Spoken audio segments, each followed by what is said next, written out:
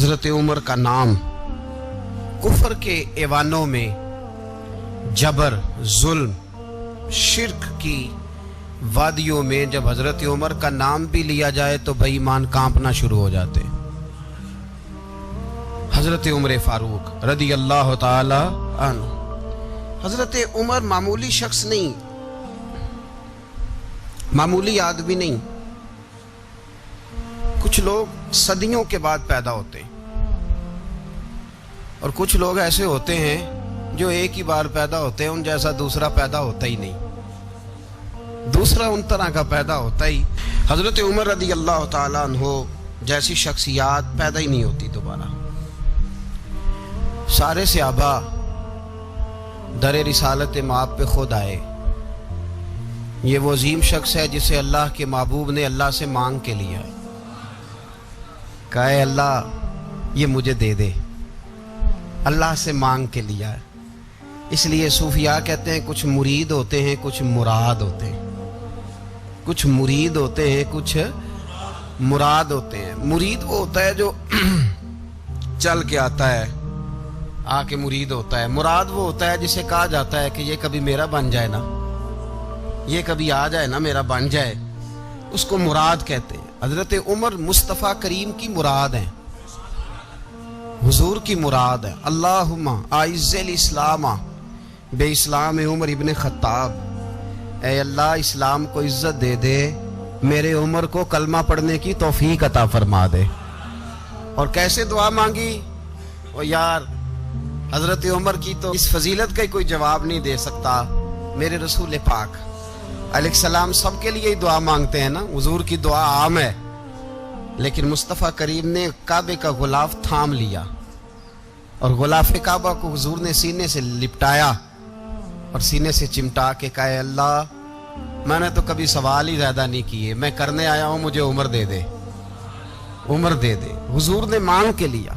اور پھر جب جس کو حضور مانگے اللہ سے کہ حضرت عمر رضی اللہ تعالیٰ عنہ کا آج یوم شہادت ہے، میرا تو دل کرتا تھا کہ فجر سے باتیں شروع ہوں اور سارا دن ہی عمر کی باتیں ہوتی رہیں، سارا دن جناب عمر کی باتیں، سارا دن، اس لیے کہ ذکر جناب عمر کا ہوگا پر راضی اللہ کے رسول ہوں گے صلی اللہ، تو جاگ کے بیٹھے، خوش ہو کے بیٹھے۔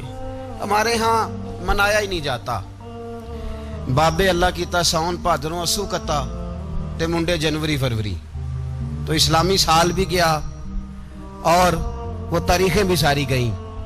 یکم محرم امت مسلمہ کے لیے بہت بڑا دن ہے، بہت بڑا دن، یہ شہادت ہے حضرت عمر فاروق کی رضی اللہ تعالی عنہ۔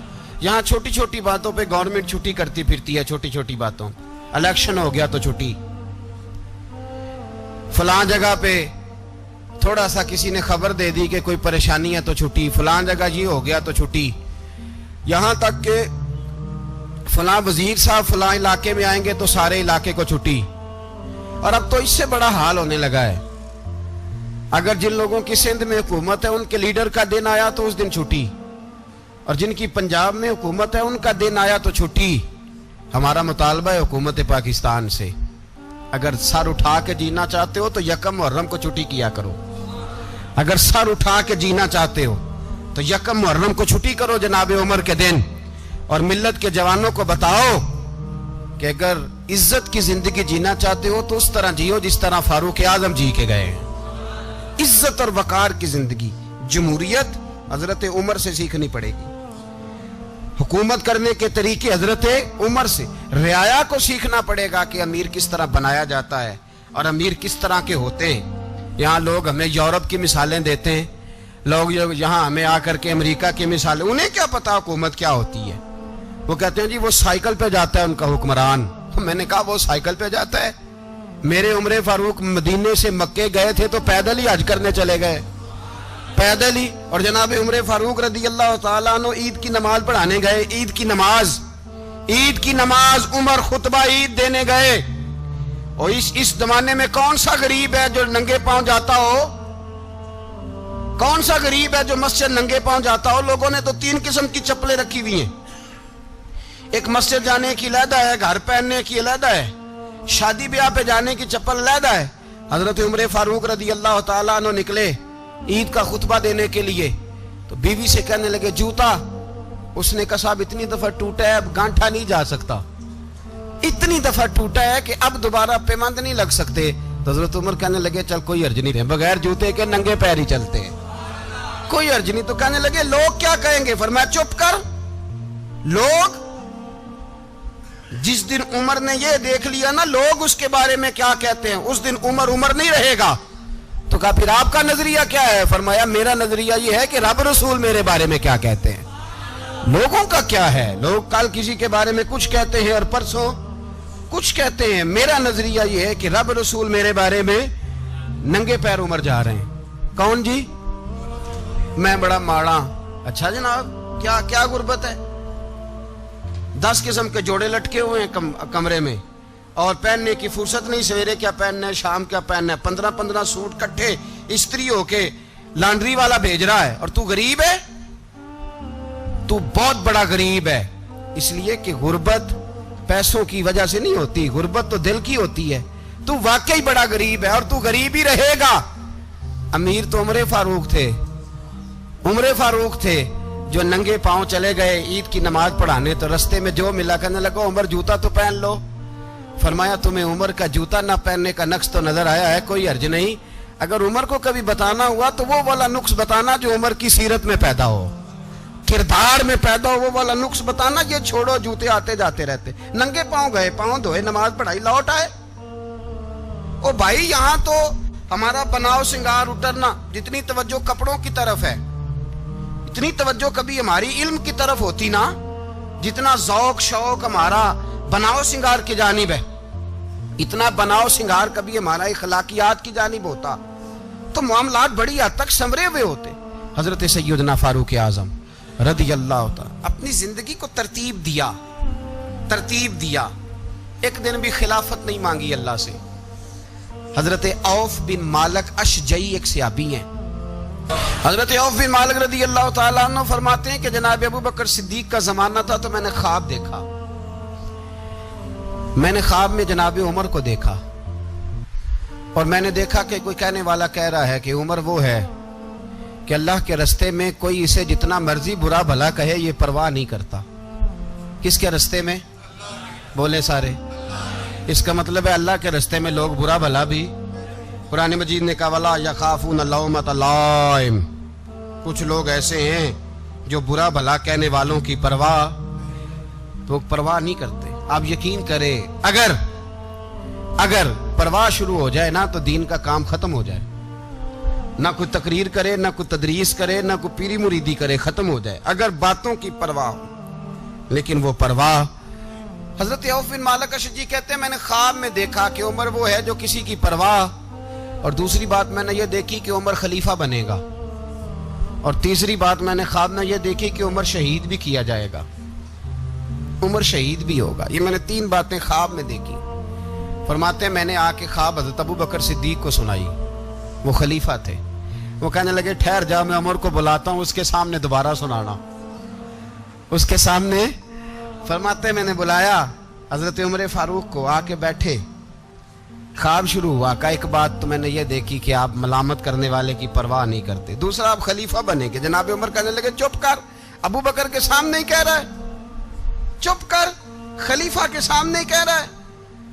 تو حضرت ابو بکر صدیق کہنے لگے عمر اسے کہنے دو، مجھے لگتا ہے رب کی رضا یہی ہے کہ میرے بعد اگر مصطفیٰ کا منبر ملے تو عمر کو ملے، اسے کہنے دو۔ یار یہاں تو لوگ ڈینگے مارتے ہیں، یہاں تو لوگ دعوے کرتے ہیں میرے سامنے فلانے کو بھی بٹھاؤ، فلانے کو بھی بٹھاؤ، اس کو کیا پتا، اس کو کیا پتا، یہ تو بڑکے مارنے کا دور ہے۔ حضرت عمر رضی اللہ تعالیٰ عنہ کو تیسری بات کہی، حضرت عوف بن مالک نے کہا آپ شہید کیے جائیں گے، میں نے خواب دیکھی ہے۔ نیک لوگوں کے خواب بڑی حد تک سچے ہوتے ہیں، کہا میں نے خواب دیکھی ہے۔ تو حضرت عمر کہنے لگے شہید تو دلیر لوگ ہوتے ہیں، شہید تو دلیر، جسے سارا زمانہ دلیر کہہ رہا ہے وہ اپنے بارے میں کیا کہہ رہا ہے؟ کہتے ہیں شہید تو دلیر، میں تو کاہل سا آدمی ہوں، سست آدمی ہوں، میں تو اتنا کام ہی نہیں کرتا، تو یہ خواب تو نے جو دیکھا ہے نا پھر سے دیکھنا۔ تو ابو بکر صدیق فرمانے لگے عاجزی نہ کر، انکساری نہ کر، تو جو کہہ رہا ہے ٹھیک کہہ رہا ہے، لیکن مجھے سن کے شکر بھی ہوا ہے اور افسوس بھی ہوا ہے۔ افسوس اس بات کا کہ تیرے جیسا بطل عظیم چلا جائے گا، اور شکر اس بات کا کہ رب تجھے زندگی بھی اعزاز والی دے گا، اور شہادت کی موت دے کے اللہ تجھے موت بھی عزت والی عطا فرمائے گا، عزت والی دے گا تجھے، کاہلوں جیسی موت اللہ۔ حضرت فاروق اعظم رضی اللہ، او بھائی یہاں تو اس زمانے کا سب سے بڑا مسئلہ پروٹوکول ہے۔ لکھ کے کہتا ہے میں منت نہیں کرتا، میں حکم دیتا ہوں۔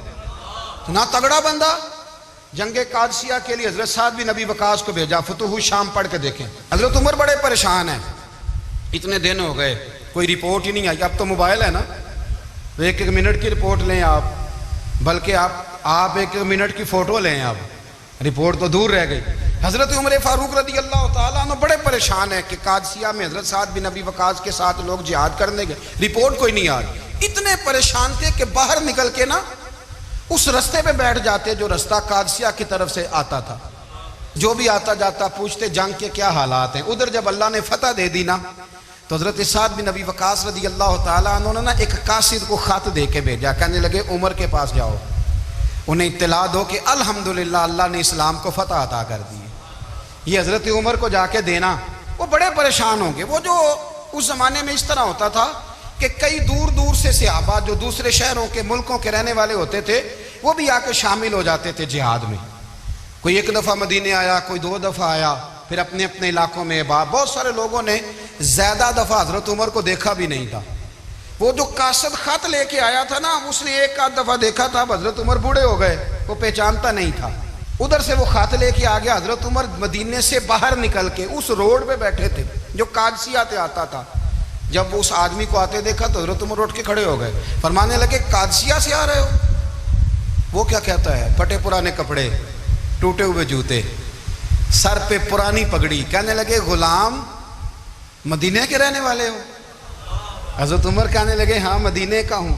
کہا میں قادسیہ سے آیا ہوں، الحمدللہ اللہ نے اسلام کو فتح دے دی ہے، الحمدللہ کفر کی کمر ٹوٹ گئی ہے۔ اس نے یہ بات کر کے تو گھوڑے کو ایڑی لگائی، گھوڑا دوڑنے لگا مدینے کے، حضرت عمر بھی ساتھ ساتھ دوڑ رہے، فرمانے لگے اچھا بتاؤ خالد بن ولید کا کیا حال ہے؟ تھوڑا آگے جا کے فرمانے لگے اسامہ بن زید کیسے ہے؟ وہ کہتے ہیں ٹھیک ہے۔ پھر اس نے اور گھوڑا، عمر ساتھ ساتھ دوڑ رہے ہیں، ساتھ ساتھ 24 لاکھ مربع میل کا حکمران، ایک جوتا پیر سے نکل گیا، عمر دوڑ رہے ہیں۔ آگے جا کے پوچھتے ہیں سعد بن ابی وقاص کا کیا حال ہے؟ کہا حضور وہ بھی ٹھیک ہے۔ کتنے لوگ میرے شہید ہو گئے مسلمانوں میں سے؟ کہنے لگا صحیح گنتی کا نہیں پتا، یہ لفظ ادا ہوتے ہوتے مدینے کی سرحد آ گئی۔ لوگوں نے عمر کو گھوڑے کے ساتھ دوڑتے دیکھا تو کہا امیر المومنین کیوں دوڑ رہے ہیں؟ وہ غلام چھلانگ لگا کے نیچے آیا، قدموں میں بیٹھ گیا، کہنے لگا حضور آپ نے بتایا ہی نہیں آپ امیر المومنین ہیں۔ آپ فرمانے لگے کیا بتاتا؟ میں تو اونٹ چرانے والے کا پتر ہوں، کیا بتاتا؟ وہ عمر ہوں جس نے اپنے گناہوں کا حساب دینا ہے، کیا بتاتا؟ جو سعد بن ابی وقاص کو جہاد پہ بھیج کے خود بزدلوں کی طرح گھر میں بیٹھا ہے، کیا بتاتا؟ کوئی حیثیت نہیں، کوئی تار، تو نے اچھا کیا، تو تو مجاہد تھا، مجھے ساتھ ساتھ دوڑایا، تو نے اچھا کیا۔ جتنے لوگ تھے چیخیں مار کے رونے لگے۔ حضرت فاروق اعظم سے کہنے لگے عمر جب تک تیرے جلوے رہیں گے اللہ کامیابیاں ہی عطا فرمائے گا، جب تک تیرا رنگ رہے گا اللہ تعالیٰ نوازتا ہی رہے گا۔ کچھ نہیں کبھی اپنا آپ ظاہر ہی نہیں کیا۔ بہت بڑے تھے، بہت بڑے تھے حضرت عمر، بڑے تھے۔ حضرت ابو رافع غلام تھے، قرآن پاک بڑا سونا پڑھتے تھے۔ حضرت عمر جب بھی انہیں ملتے کہتے ابو رافع تو عمر سے اچھا ہے، قرآن بڑا شاندار پڑھتا ہے۔ تو وہ کہتے حضور اگر میں قرآن صحیح پڑھتا ہوں تو آپ کو قرآن کی تشریح زیادہ صحیح آتی ہے، آپ بھی تو مجھ سے افضل ہیں۔ تو آپ فرماتے نہیں پھر بھی تو مجھ سے افضل ہے۔ کیوں؟ اس لیے کہ تو اپنے آقا کی نوکری بھی ٹھیک کرتا ہے اور رب کی عبادت بھی ٹھیک کرتا ہے، اور مجھے خالص صرف عبادت کرنی ہوتی ہے وہ بھی ٹھیک نہیں کر پاتا۔ ساری زندگی اپنا محاسبہ، ساری زندگی اپنے گریبان میں دیکھا، ساری زندگی اپنے آپ کو پرکھا، اپنے آپ کو ٹٹولا۔ 62 سال عمر بیت گئی۔ حضرت حذیفہ بن یمان ایک صحابی تھے، میرے نبی کریم علیہ السلام نا ان سے راز کی باتیں کرتے تھے۔ ہر بندے کا ہاضمہ ٹھیک نہیں ہوتا، سب سے راز کی بات نہیں کرنی چاہیے۔ حضرت حذیفہ بن یمان کہتے ہیں حضور راز کی باتیں بتاتے ہیں۔ مدینہ منورہ میں جو منافقین تھے ان کی لسٹ بھی نبی پاک نے حضرت حذیفہ بن یمان کو دی تھی۔ جب کوئی مشکوک آدمی مر جاتا نا تو صحابہ کہتے ہیں ہم دیکھتے اگر حضرت حذیفہ نے جنازہ پڑھا ہے تو ہم بھی جنازہ پڑھ لیتے۔ نبی پاک نے بھی کچھ جنازے نہیں پڑھے، ترمذی میں ہے، فرمایا عثمان سے جو بغض رکھے اس کا جنازہ نہیں پڑھیں گے۔ حضرت حذیفہ بن یمان اگر جنازہ پڑھتے تو لوگ پڑھتے، وہ نہ پڑھتے تو لوگ جنازہ نہ پڑھتے۔ حضرت حذیفہ بن یمان کہتے ہیں جناب عمر فاروق کی خلافت کے آخری ایام تھے، کچھ دنوں کے بعد وہ شہید ہو گئے۔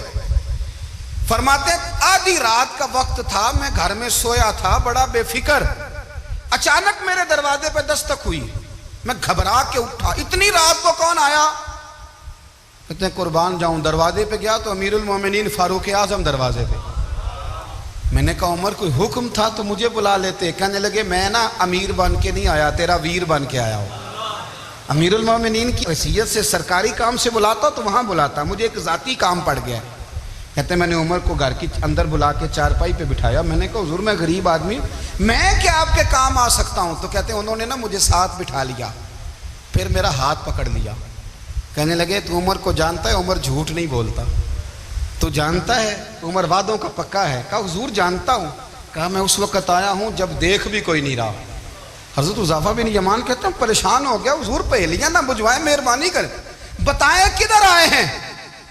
تو حضرت عمر فاروق فرمانے لگے 62 سال کا ہو گیا ہوں، 63 میں چل رہا ہے، داڑھی سفید ہو گئی ہے، پھل پک گیا، اٹھ فریدہ ستیا، داڑھی آ گئی پور، اگا نیڑے آ گئی، پیچھا رہ گئی دور، اب قبر اشر کا معاملہ صاف نظر آنے لگا ہے۔ کہا حضور مجھ سے کیا چاہتے ہیں؟ حضرت عمر رو پڑے، کہنے لگے آج میں عشاء کے بعد نکلا ہوں تو نبی پاک کے صحابہ مجھے نیک کہہ رہے تھے، پھر میں نے بچوں کی ماں سے اور بچوں سے بھی پوچھا ہے، وہ بھی مجھ سے راضی ہیں، پر حذیفہ تیرے ساتھ نبی پاک راز کی باتیں کرتے تھے، سچ بتا کہیں عمر کا نام منافقوں میں شامل تو نہیں؟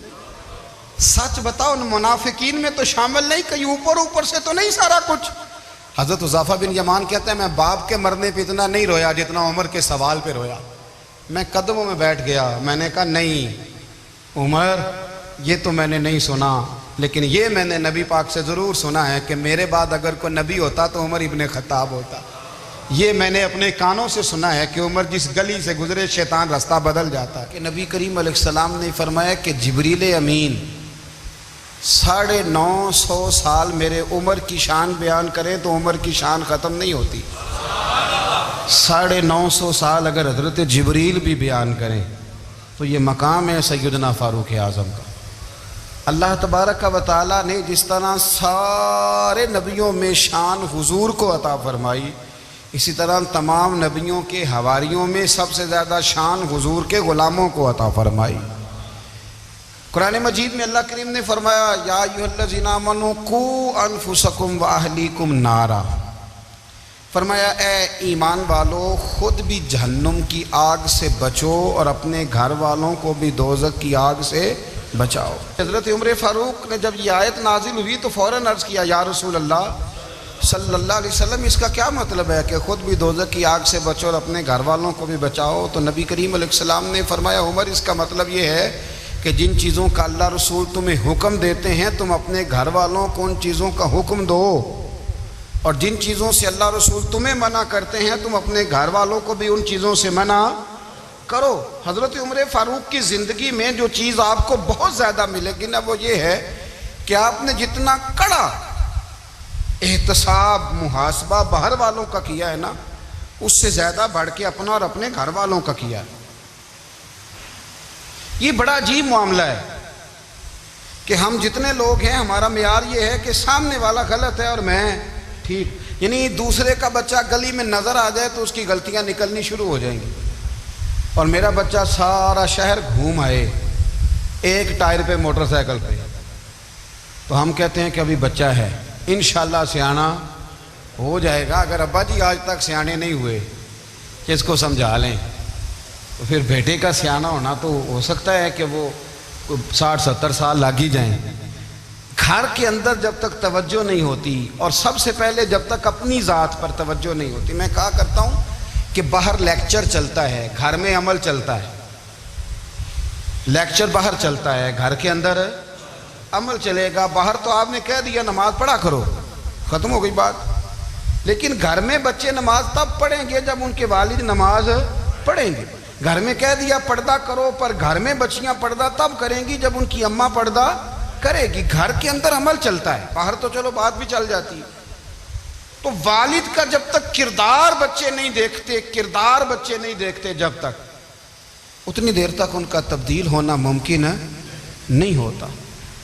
حضرت عمر فاروق رضی اللہ تعالیٰ عنہ باہر والوں کا بھی بڑا سخت حساب کرتے تھے۔ بڑا ایک گورنر صاحب نے لباس بڑا شاندار پہننا شروع کر دیا تھا، تو حضرت عمر نے اتروا کے نا تو انہیں ٹاٹ کا لباس پہنا کے تو اونٹ چرانے کی ڈیوٹی دے دی تھی۔ اتنا سخت احتساب کرتے تھے۔ کسائی کی دکان پر بھی 1-2 گھنٹے کھڑے ہوتے تھے۔ جو آدمی مسلسل 2 دن گوشت خریدتا تھا نا، فرماتے تھے اس کا ٹیکس بڑھا دو، لوگوں کو دال نہیں مل رہی اور یہ روز گوشت کھاتا ہے۔ حضرت فاروق اعظم، اس کو جزیہ کہا جاتا تھا، یا کچھ اور معاملات ہوتے تھے بڑھا دیتے تھے۔ مسلسل جو 2 دن آدمی گوشت کھاتا تھا، فرماتے تھے مدینے میں غربت ہے، اگر یہ والا نظام تم کرو گے تو غریب لوگ کس کی طرف دیکھیں گے۔ لیکن اس سے زیادہ بڑھ کر جو ان کی زندگی کا معیار اور سٹیٹس تھا وہ یہ تھا کہ اپنے گھر کا خاص خیال رکھتے، خاص توجہ کرتے۔ ملک شام سے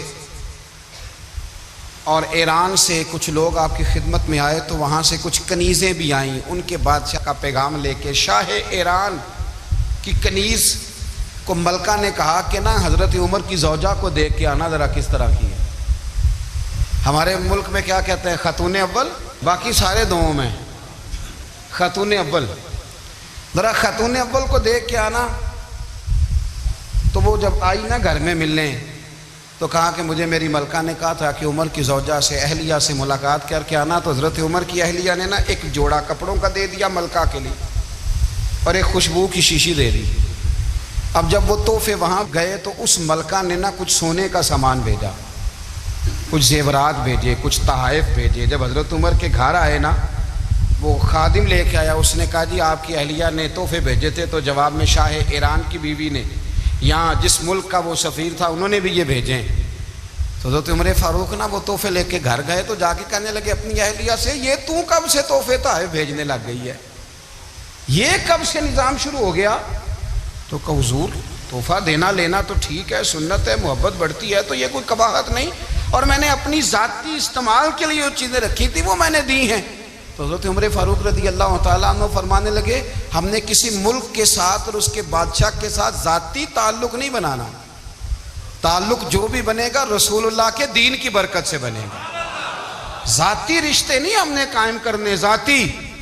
آپ کے ملک کی جو ایئر لائن جس کا ہر سال خسارے کا ڈنڈورا پیٹا جاتا ہے نا، وہ ہمارے بادشاہ صاحب اور صدر صاحب اگر غیر ملکیوں کو گھوڑا کبھی بھیجنا ہو نا، گھوڑا، تو پورا ایک جہاز گھوڑا لے کے تحفے میں جاتا ہے، پورا جہاز غریب قوم کا یہ سرمایہ، اور قوم بڑی بادشاہ ہے، لائنوں میں لگ کے ووٹ دیتی ہے۔ 2 کام ہمیشہ لائن میں لگ کے کرنے، ایک بل لائن میں لگ کے جمع کرانا ہے، اور ایک ووٹ لائن میں لگ کے، تاکہ پھر پورے 5 سال لائن میں ہی لگے رہیں۔ مرضی سے آپ ووٹ دینا، پر جو بات درست ہے اس کو سنو۔ حضرت عمر فاروق رضی اللہ تعالیٰ عنہ نے اپنی اہلیہ سے پوچھا کتنے کا تھا وہ تیرا جوڑا اور خوشبو کی شیشی؟ انہوں نے کہا 3 دینار کی۔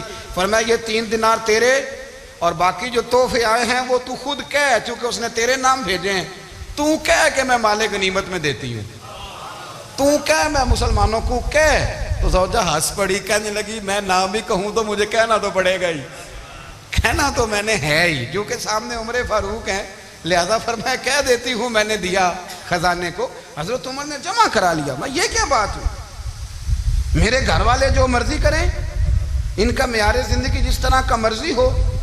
اور حضرت عمر ایک جملہ کہا کرتے تھے، اللہ کرے کہ یہ باتیں اس دور حاضر میں ہماری سمجھ میں آئیں۔ حضرت عمر فاروق رضی اللہ تعالیٰ عنہ اپنے بچوں کو فرمایا کرتے تھے کہ بہت آدمی کو بھوک لگی ہو نا، اور پھر اس کی پسند کا کھانا پکا ہو، جتنے شوق سے وہ اس کھانے کو دیکھتا ہے نا، فرمایا اس طرح پوری قوم اپنے بادشاہوں کے خاندان کو دیکھتی ہے، اس تیزی کے ساتھ دیکھتے ہیں کہ ان کے گھر میں کیا ہو رہا ہے۔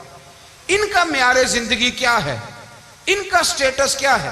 آپ کے بچے دونوں کاروبار کے لیے مصر گئے، ایک بہت بڑا قافلہ گیا مدینے سے مصر تجارت کے لیے، تو یہ گئے تجارت کے لیے، تو حضرت عبداللہ ابن عمر، حضرت عبید اللہ ابن عمر، حضرت عمر کے دونوں بیٹے گئے۔ جناب عمر فاروق کے بچے جب وہاں پہنچے تو مصر کے گورنر نے نا لوگوں کو تعارف کرایا کہ یہ عمر فاروق کے بیٹے ہیں۔ ایک چھوٹی سی بات کر دوں، یہ چودھری کے بیٹے کو کون بتاتا ہے کہ تو چودھری کا بیٹا ہے؟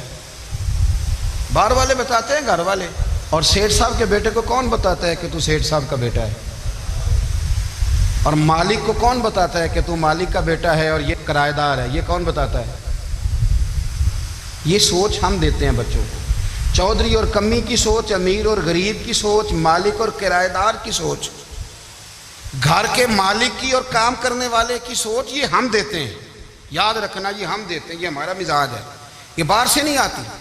تو کوئی شہزادہ ہے، تو سیٹھ ہے، تو نواب ہے، یہ سوچ باہر سے نہیں آتی۔ یہ اماں سوچ دیتی ہے، اماں، یہ ابا سوچ دیتا ہے۔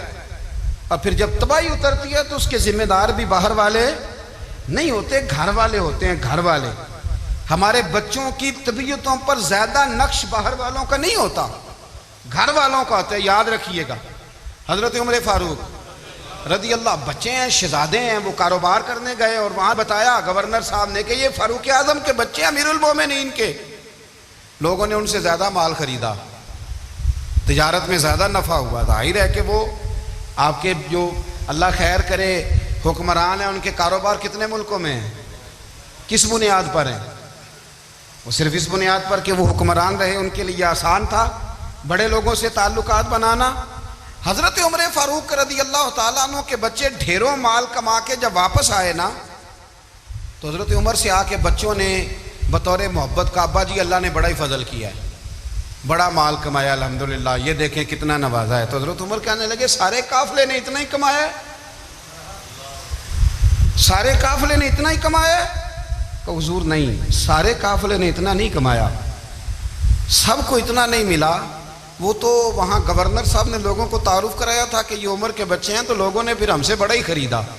تو حضرت عمر فرمانے لگے ٹھیک ہو گیا، میں بات سمجھ گیا، اس طرح کرو، جو تمہاری اصل زر تھی نا، جو راز تھی، وہ رکھ لو اور باقی سارا مال مال خزانہ میں جمع کرا دو، اس لیے کہ یہ تم نے تجارت نہیں کی، یہ تم نے اپنے باپ کا نام بیچا ہے، یہ تم نے امیر المومنین کے بیٹے ہونے کا فائدہ اٹھایا ہے۔